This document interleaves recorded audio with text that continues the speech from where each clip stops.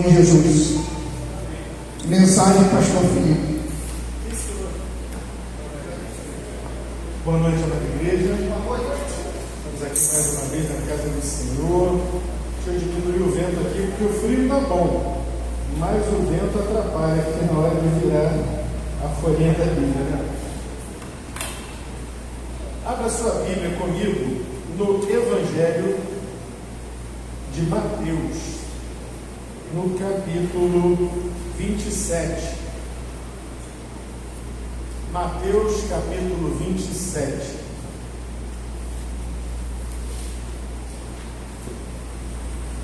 Nós vamos ler aqui algumas certas porções desse capítulo 27. Deixa ele aberto aí. Mas deixa eu fazer aqui um preâmbulo, porque na semana passada, no domingo passado, no culto da noite, a palavra que nós lemos tinha o título: O Desafio de Evitar a Religiosidade. E naquela mesma noite, Deus me deu a certeza de que esse é um assunto que a gente deve continuar, pelo menos por hoje. Então hoje nós vamos voltar ao tema: o desafio de evitar a religiosidade.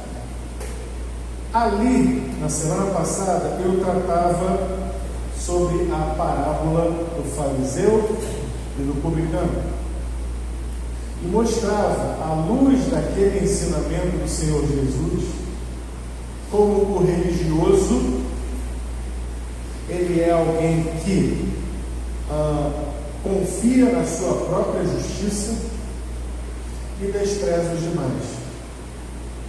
Jesus usa exatamente essas palavras em Lucas, capítulo 18, versículo 9. Diz: olha, essa é uma parábola para falar sobre aqueles que confiam em si mesmos e desprezam os demais. E ele conta aquela parábola do fariseu, que achava que era a última Coca-Cola da geladeira, e do publicano, que sabia que ele estava abaixo da sujeira do pior esgoto possível diante de Deus. E a postura de um e de outro, a postura do fariseu, que achava que na verdade não era, e a postura do publicano, que tinha certeza de que nada merecia de Deus. E o Senhor Jesus disse: o publicano saiu dali justificado diante de Deus. Hoje teremos mais alguns exemplos aqui nesse capítulo 27 de como isso é uma verdade, demonstrando que a religiosidade, na verdade, ela não aproxima o ser humano de Deus. Ao contrário, a religiosidade nos afasta de Deus. E eu falava na semana passada algo que tem que ficar massificado na nossa mente, no meu coração, na nossa mente, no nosso coração. O nosso objetivo como igreja é cumprir os mandamentos. O primeiro mandamento é amar a Deus sobre todas as coisas. O resumo dos mandamentos é amar a Deus sobre todas as coisas e ao próximo como a nós mesmos. Deus é amor, certo? E o que Deus exige de nós, senão o amor? O amor que Ele nos deu, um amor que transborda de tal maneira que o versículo que todo mundo sabe aqui é João 3,16, porque Deus amou o mundo de tal maneira que deu o seu Filho unigênito, para que todo aquele que nele crê não pereça, mas tenha a vida eterna. O problema, meus irmãos, é que nós, muitas vezes, nós seres humanos, ninguém aqui está livre disso, de cair numa religiosidadezinha, de achar que o que importa para Deus é o que fazemos. Eu faço isso na igreja, eu trabalho neste ministério na igreja, eu sirvo desta forma, eu ajudo, eu saio, eu evangelizo, eu distribuo folhetos, eu cozinho, eu assovio, eu chupo cana. Sabe o que isso está provando? Está provando que sim, você está envolvido nos ministérios da igreja, mas tem muita gente que infelizmente, confunde atividade ou ativismo na igreja com relacionamento com Deus. Sabe uma coisa? Os fariseus faziam isso. Vê lá se o fariseu faltava. No sábado estava o fariseu certinho lá. Faziam as orações. Aliás, o fariseu da parábola de Lucas, ele falava isso: jejuo 2 vezes na semana, faço as minhas orações e tal, dou o dízimo de tudo quanto tenho. Ou seja, ele estava confiando no que ele fazia. Mas muitas vezes nós somos contrastados com isso, porque não adianta você fazer algo mecanicamente. Nós devemos fazer algo para Deus por amor. Os irmãos creem nisso? O que fazemos na igreja, o serviço que prestamos, tem que ser prestado por amor e não por obrigação, ou porque os outros estão vendo, ou porque eu sou líder. Não, eu tenho que pregar no domingo à noite porque eu sou o pastor da igreja e pego lá uma mensagem, copia e cola na internet, bota aqui, leio e está tudo bem. Deve ter quem faça isso por aí. Eu espero nunca chegar lá. É complicado isso. Agora vamos ver aqui, nesse texto de Mateus capítulo 27, o que está acontecendo aqui nesse capítulo? O Senhor Jesus está sendo crucificado. E nós vamos começar, Tamara, no versículo 39. Vamos ler do 39 ao 43 para começar. Jesus está crucificado, na cruz no meio está ele, à sua esquerda e à sua direita estão ladrões, salteadores. Verso 39. E os que passavam blasfemavam dele, meneando a cabeça e dizendo, aí começam as acusações dos religiosos ao Cristo na cruz: tu que destróis o templo em 3 dias, em 3 dias reedificas, salva-te a ti mesmo, se és o Filho de Deus, desce da cruz. E da mesma maneira também os príncipes dos sacerdotes, com os escribas e anciãos e fariseus. Eu vou reler o versículo 41. Olha quem. Da mesma maneira também os príncipes dos sacerdotes. Os sacerdotes que realizavam todo o rito religioso de apresentar diante de Deus os sacrifícios, que trocavam os pães da proposição, que acendiam incenso 2 vezes por dia no lugar santo, que matavam os animais, que prestavam culto ao Senhor, os descendentes de Arão, esses eram os sacerdotes. Os príncipes dos sacerdotes, como os escribas. Quem eram os escribas? Os escribas eram os copistas da lei. Era uma gente que devia ter a lei toda de cor, porque escreviam, porque reescreviam, faziam novos livros a partir dos antigos, copiando, sabiam, conheciam profundamente. E os anciãos, o levita, de um modo geral, o levita tinha uma idade máxima que ele podia trabalhar. Se não me engano, até os 50 anos, trabalhava dos 30 aos 50. Depois dos 50, o levita já não fazia mais o trabalho levítico, mas cabia a ele ensinar, cabia a ele orientar e supervisionar. Esses eram os anciãos, eram aqueles que já tinham trabalhado muito ali diante da obra de Deus e eram conhecedores do que se fazia no templo. Essas 3 castas, os escribas, os doutores da lei e os anciãos, o que eles faziam? Escarnecendo, e os fariseus, 4 castas: príncipes dos sacerdotes, escribas, anciãos e os fariseus, escarnecendo ao pé da cruz diziam: salvou a outros e a si mesmo não pode salvar-se. Se é rei de Israel, desça agora da cruz e creremos nele. Mas aí vai piorar. Olha o próximo versículo. Confiou em Deus.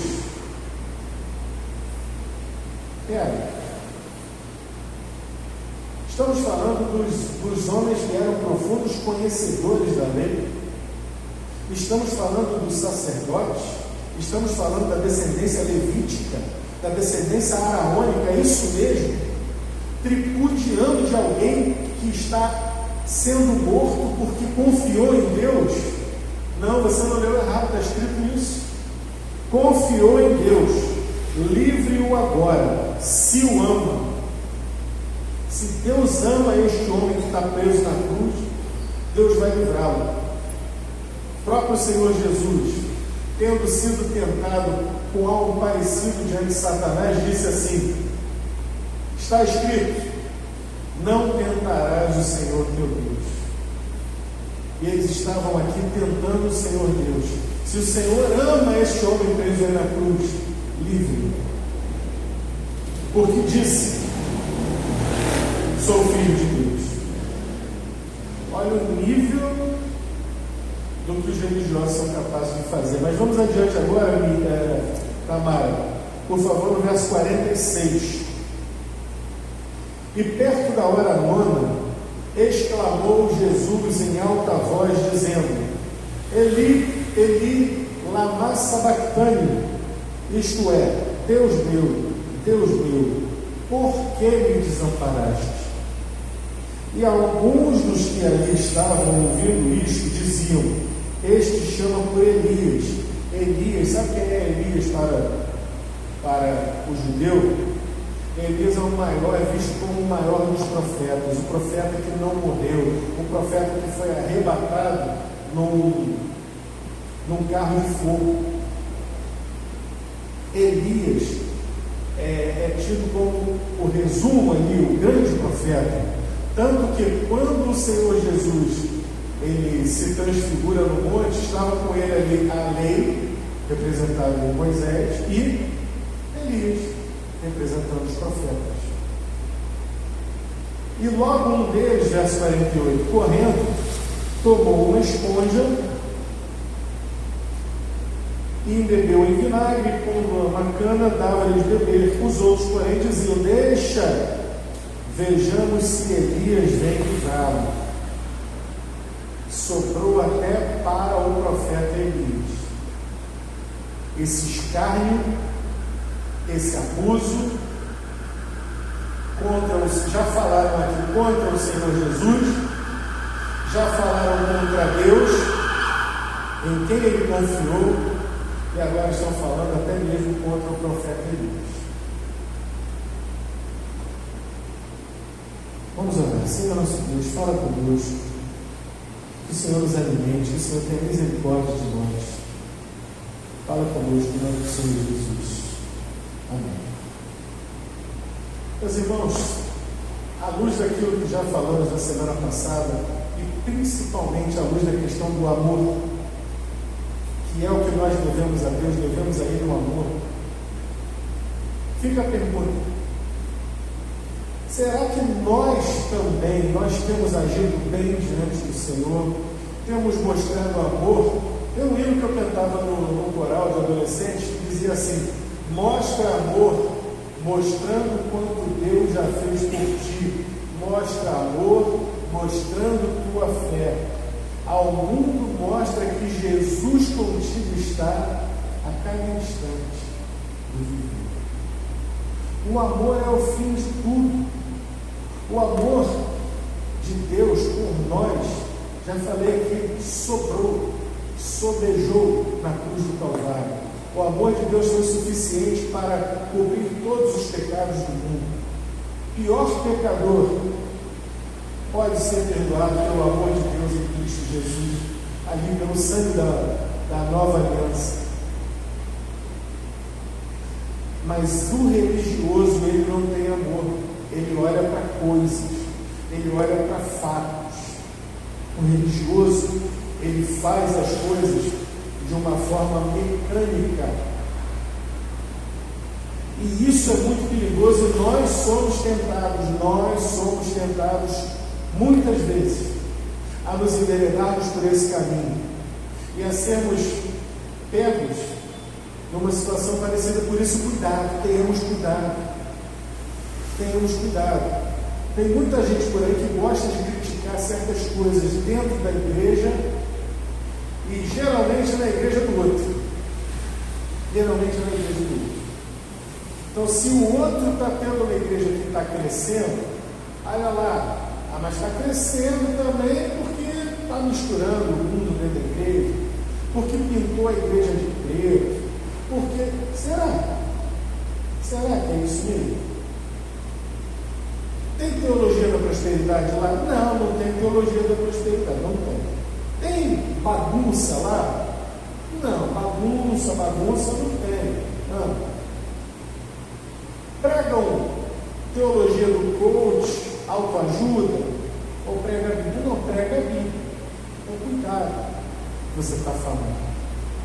Cuidado. Porque uma coisa é você ver alguma coisa efetivamente errada. Outra coisa é você não gostar da manifestação daquilo que você está vendo. E nós, batistas, algumas vezes caímos em certas armadilhas.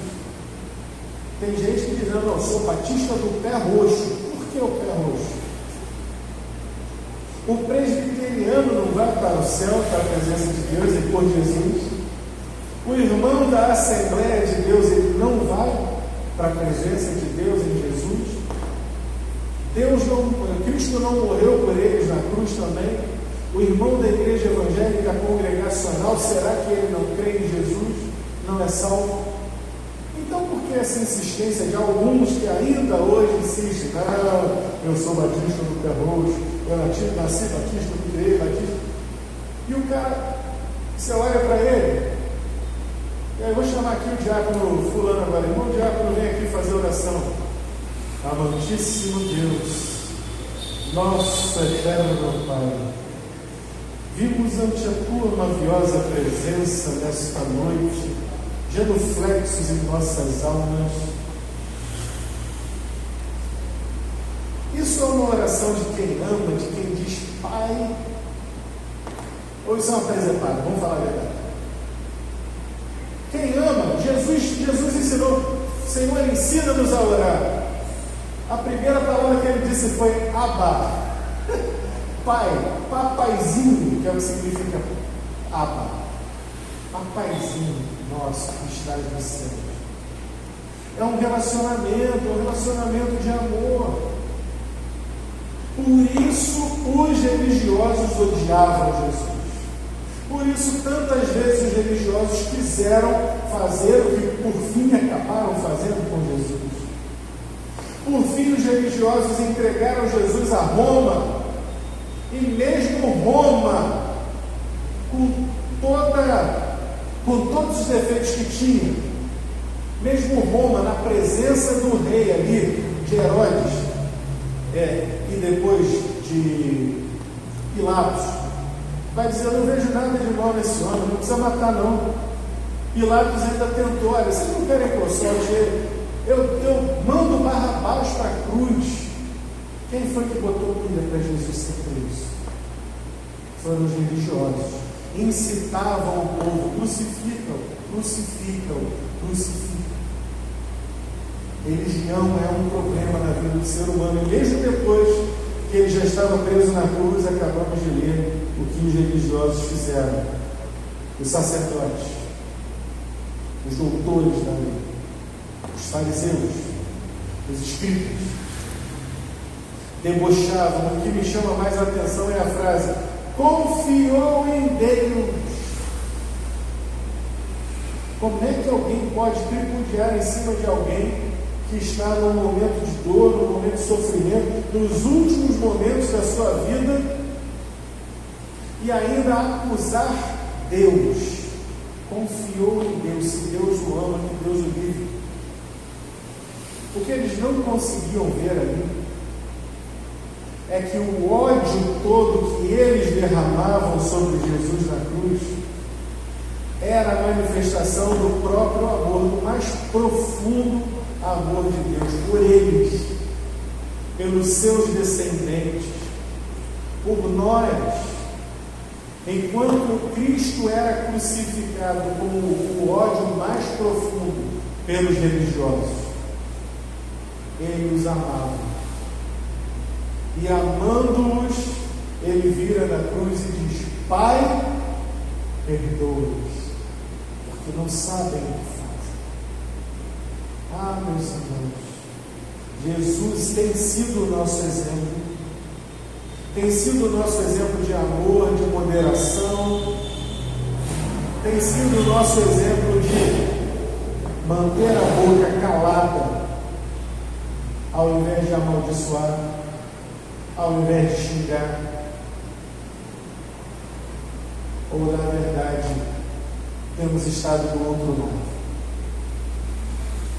Precisamos botar isso no alto da nossa cabeça, nas nossas mentes. Agora vamos adiantar um pouco para o versículo, Tamara, 62. De 62 a 66. Cristo está morto. E Ele vai ser enterrado. E Ele foi enterrado no dia em que foi morto. Ele foi morto na sexta-feira. Ao fim da tarde foi enterrado, para que acontecesse antes do sábado, do Shabat, do momento religioso do descanso. Tá? Verso 62. E no dia seguinte, que é o dia depois da preparação, me permitam entender aqui com vocês. Jesus morreu numa sexta-feira, sim ou não?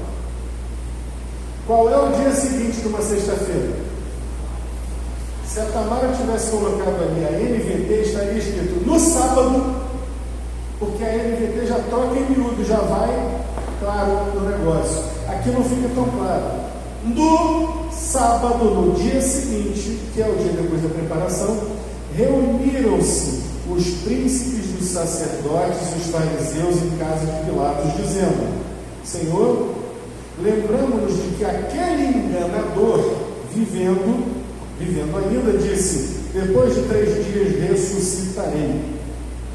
Manda, pois, que o sepulcro seja guardado com segurança até o 3º dia, até amanhã, até domingo.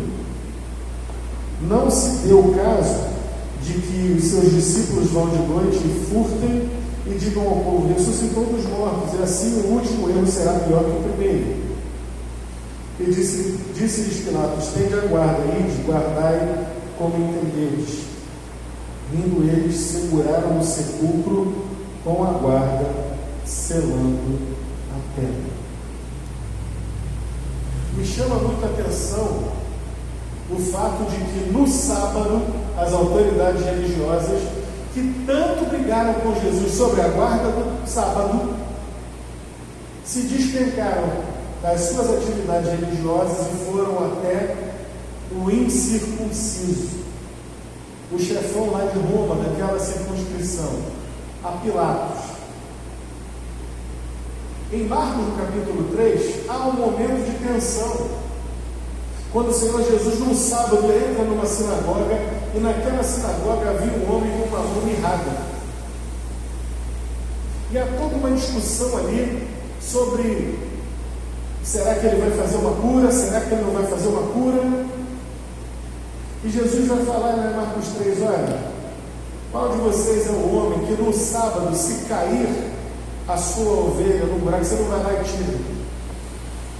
É lícito fazer o bem no sábado? É lícito curar? É lícito salvar no sábado? Sabe qual foi o silêncio? Sabe qual foi a resposta dos religiosos? Silêncio. O silêncio. Diante de uma pergunta tão clara: é lícito fazer o bem no sábado? O que Cristo faz? Ele cura o homem. E eles queriam matá-lo. E tantas vezes queriam matar Jesus por causa da guarda do sábado. Curou no sábado, não pode curar no sábado. Curou no sábado, teus discípulos comeram no sábado, debulhavam as espigas para poder comer no sábado. Não guarda o sábado. Isso é uma outra característica do religioso. O religioso ele está insatisfeito com ele mesmo. E ele quer impor a sua insatisfação a todos os demais. Se ele não está feliz, os outros também não podem estar felizes. Se ele está insatisfeito, os outros também têm que estar igualmente insatisfeitos. Se ele não faz, os outros não podem fazer. O religioso ele é a polícia dos outros. Opa! Eu vi aquele irmão ali saindo da lotérica. Aí começa aquela fofoca. Acho que estava jogando ali na lotérica, não sei o quê. Olha, irmão, é melhor vocês não irem nem aqui embaixo da vendinha, não, de ter aí um ponto ali que vocês sabem o quê? Senão vão falar de vocês. Ó, fui lá comprar um frango, pastor. Eu sei, mas disseram que a irmã foi fazer a fezinha lá. Já pensou? Pelo amor de Deus. Mas tem gente que é assim, ó, que quer entregar os outros, que quer usar a aparência de uma coisa que nem é para perturbar. Os religiosos trabalharam no sábado para fazer o mal, aliás, para garantir que o mal que eles tinham feito de matar Jesus passasse em brancas nuvens. Agora, curar no sábado não podia, abençoar no sábado jamais pôde. Vocês querem ver uma outra coisa? No capítulo seguinte, Tamara, capítulo 28, o verso 11 ao verso 15. E quando iam, eis que alguns da guarda, chegando à cidade, anunciaram Jesus já ressurreto, tá? Chegando à cidade, anunciaram aos príncipes dos sacerdotes todas as coisas que haviam acontecido. Que coisas? Os homens viram o anjo aparecendo ali, ficaram como mortos, Cristo ressuscita e os guardas, depois de se recuperarem daquele super susto, eles vão dizer lá o que aconteceu. Olha, o homem ressuscitou, vimos um anjo de Deus, um anjo do céu. É isso que está acontecendo. Olha o verso 12. E congregados eles com os anciãos e tomando conselho entre si, deram muito dinheiro aos soldados, ordenando, dizei, vieram de noite os seus discípulos e dormindo nós o furtaram. E se isso chegar ao ouvido a ser ouvido pelo governador, nós o persuadiremos e vos poremos em segurança. Ainda bem que a gente é brasileiro, porque como brasileiro fica fácil a gente fazer uma leitura do que está acontecendo aqui. É mentira e suborno. Mentira e suborno. Diante da evidência dada por oficiais romanos de que anjos do céu haviam aparecido, os guardiões da lei, os religiosos, preferem tapar o sol com a peneira e dizer, não, vamos pagar o dinheiro para esses soldados.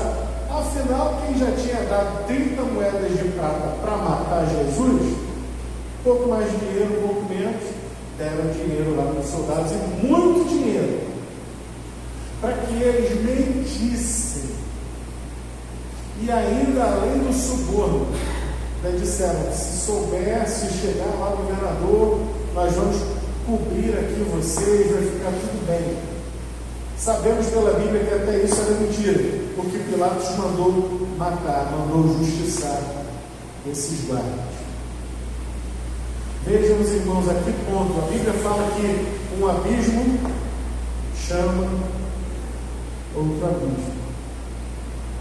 Gente que não tem compromisso, que está em torno da palavra de Deus, que conhece, que sabe a Bíblia de cor, que sabe o versículo de cor, que sabe cantar os louvores, que sabe fechar os olhos e fazer uma oração, tem toda a pinta de crente, mas que na hora do vamos ver não se dobra diante de Deus, povo de dura cerviz. Quantas vezes vimos isso na Bíblia? Infelizmente, tem muita gente por aí com esse perfil.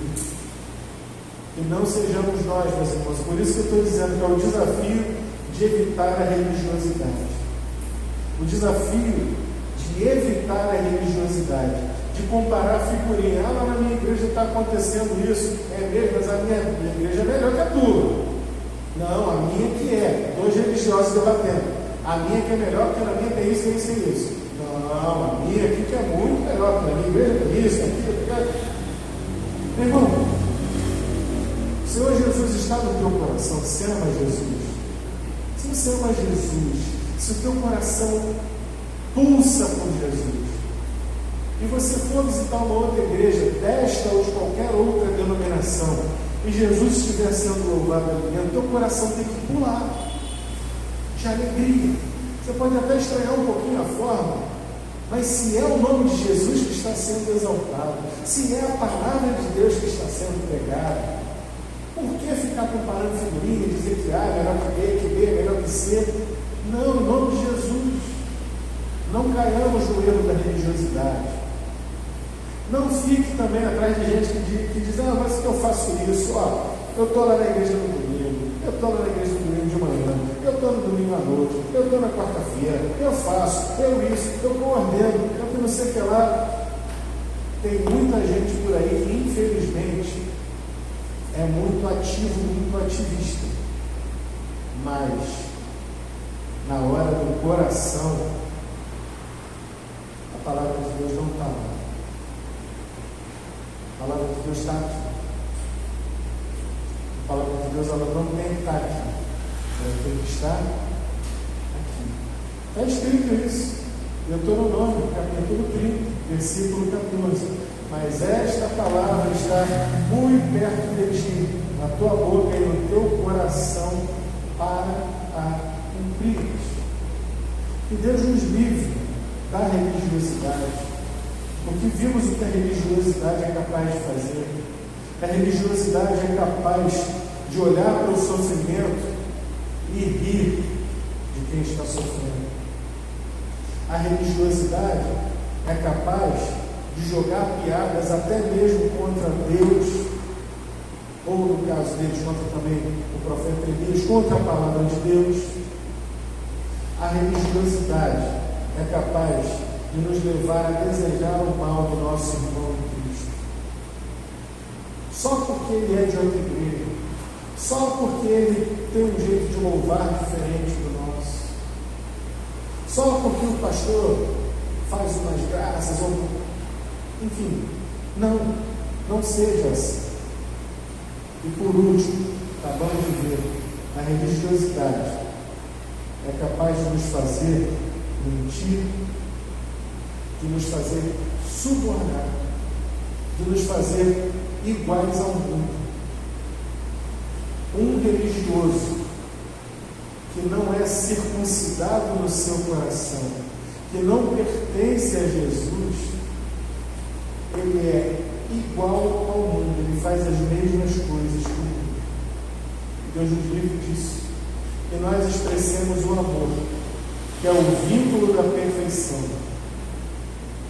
Quanto mais expressarmos amor, moderação, quanto mais dermos as mãos àqueles que sofrem, àqueles que têm dificuldade, até mesmo na hora de que acontece alguma coisa que não nos agrada, dizer, calma, vamos analisar aqui e vamos ver onde que está a desinteligência, a discordância, em amor. O Senhor Jesus fala isso só para fechar essa ideia. Quando ele diz o seguinte: tem coisa pior do que você ser maltratado por alguém que você ama, por alguém que você considera? Não tem, é uma traição. Mas o Senhor Jesus disse assim: se o teu irmão pecar contra ti, se o meu irmão pecar contra mim, quem é a vítima? Ele. Se o teu irmão pecar contra ti, o que eu faço? Você fica de birra, ora, pede a Deus que te dê paciência. É isso que Jesus falou? Vai até ele. Vai até ele. Não, mas eu sou a vítima, ele que tem que vir até mim. O que está escrito? Vai até ele. E conversa. E se tudo se resolver por ele mesmo, ganhaste teu irmão. Se ele não quiser te ouvir, vou bater a poeira do meu pé. Não, pai, não é assim. Se ele não quiser te ouvir, busca mais dois irmãos da igreja e vão lá tentar novamente a reconciliação. Lembrando, eu sou a vítima da história, mas Jesus está dizendo que eu, que fui o maltratado, tenho que ir lá para tentar me reconciliar com aquele que me magoou, que me maltratou. Meus irmãos, vocês já sabem onde isso vai dar. Mas vamos parar aqui só para pensar o seguinte: se isso não é a expressão maior do amor de Deus, só pode fazer isso, só pode cumprir isso quem ama. Senhor, eu vou porque eu te amo. Eu vou porque eu entendo que a tua palavra diz isso e que isso é para o meu bem, é para o bem do meu irmão. Então, porque o Senhor mandou, eu vou por amor ao Senhor. Senhor Jesus nos ensina a perdoar. Eu falava isso para a Helena um dia desse. Um dia desse falava para ela assim, foi na semana passada, no domingo de manhã, os irmãos viram que eu fiz um pedido de perdão aqui para aquela irmã. Eu tinha que pedir perdão a ela. E naquele domingo à noite, eu conversei com a Helena na hora de colocar ela para dormir e falei: eu vou falar com você sobre uma coisa, eu vou falar com você sobre o perdão. Helena, o que é perdão? Você sabe o que é? Ela falou assim: então o que é? Perdão é desculpa. Exatamente. Perdão é desculpa. É você pedir desculpa quando você faz alguma coisa errada, e também é desculpar quando fazem alguma coisa errada contra você. Isso é perdão. Então a gente perdoa e também é perdoar. Explicando isso para criança de 5 anos. Você viu o que o papai falou hoje? Você estava no culto da manhã, você viu que eu pedi perdão para a irmã? Eu vi, tal. Mas o que foi que aconteceu? Olha, o que aconteceu, um dia eu te conto, que você é muito pequeno para entender. Mas você entendeu que eu estava errado, eu pedi perdão e ela me perdoou? Entende? Por que eu pedi perdão para ela? Porque o perdão é importante na vida cristã, porque a Bíblia diz que a gente tem que perdoar, que nós fomos perdoados pelo Senhor, e na hora que o Senhor Jesus nos ensina como orar, Ele não se furta, Ele coloca lá no meio da oração: perdoa as nossas dívidas como temos perdoado aqueles que nos ofendem. Perdão é expressão de amor. Infelizmente, eu já vi em igreja gente cínica que tem a capacidade de, para evitar um problema maior, pede perdão e diz assim: me perdoa. Você sabe que a pessoa não está pedindo perdão, você sabe que ela não está interessada em perdão, e muito pelo contrário, você sabe que ela não acha que ela está errada. Aquela coisa assim: então me perdoa e vamos acabar com isso por aqui. Isso não é um pedido de perdão legítimo. Isso não é um coração que ama o outro, que está se derramando no pedido de perdão. E outros também que na oferta do perdão: tá bom, deixa isso para lá. Na verdade, não há um perdão, não há uma reconciliação. Há uma religiosidade ali, diante do povo aqui. Fica mal eu não perdoar ou não pedir perdão, então eu vou pedir perdão. Os irmãos estão entendendo? Tudo na vida cristã deve partir do amor. Se fizermos as coisas mecanicamente e não com o coração, de nada adianta. De nada adianta. Temos uma aparência de piedade. Se o nosso coração verdadeiramente não estiver quebrantado diante do Senhor. Senhor nosso Deus, fala conosco nessa noite, complementa essa palavra nos nossos corações, livra-nos do mal da religiosidade, enche-nos do amor verdadeiro que só Cristo pode colocar nos nossos corações. Nos ajuda a caminhar em unidade como igreja, nos ajuda a perdoar uns aos outros, a amar uns aos outros, a servir uns aos outros, sempre por amor, e por amor a uns aos outros e principalmente ao Senhor.